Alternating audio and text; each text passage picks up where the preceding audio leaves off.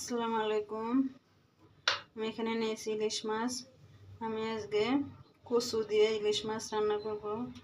তার জন্য আমি মাছটা ভালো করে মরিচ মেখে জাল দিয়ে নেব। হাফ চামচের মতো মরিচ বাটা, হাফ চামচ রসুন বাটা, হাফ চামচ একটু কম আদা বাটা, হাফ চামচ জিরে বাটা, দিয়ে দেবো স্বাদ মতো লবণ, দিয়ে দেবো হলুদ গুঁড়ো,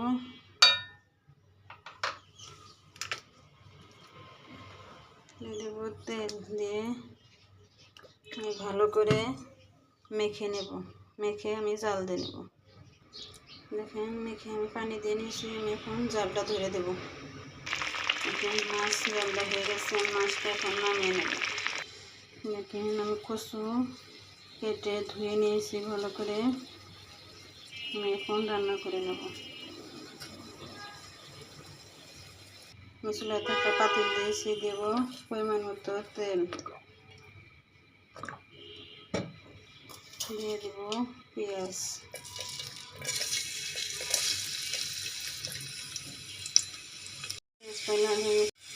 হাফ চামচ জিরে, দিয়ে দেব কাঁচামরিচ বাটা, দেড় চামচ কাঁচামরিচ বাটা,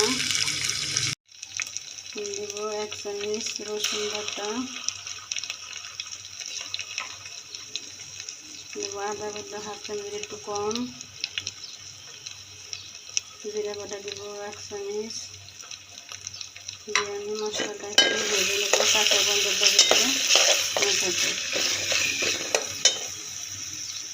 মশলাটা ভেজে না হয়ে গেছে। আমি দিচ্ছি অল্প একটু পানি, নাহলে মশলাটা পুড়ে যেতে নাছিল।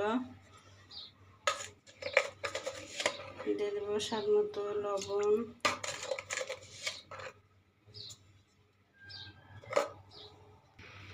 দিয়ে দেবো হাফ চামচ হলুদ ধনে গুঁড়ো, হাফ চামচ হলুদ গুঁড়ো, দিয়ে মশলাটা ভালো করে কষে নেব।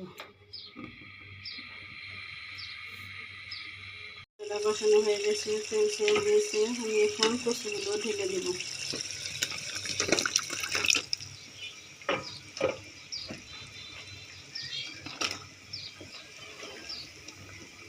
দিয়ে আমি কষে নেব।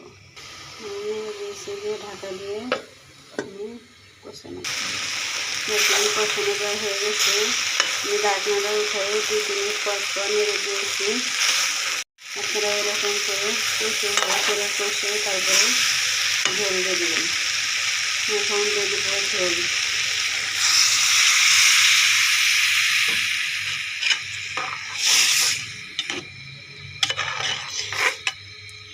দিয়ে তরকারিটা বলে পেলে আমি মাছগুলো দিয়ে দেবো।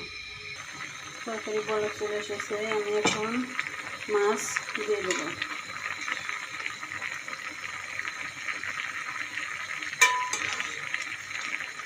তরকারিটা হয়ে গেছে। আমি এখন চুলাটা বন্ধ করে দেবো। আমার রান্না হয়ে গেছে।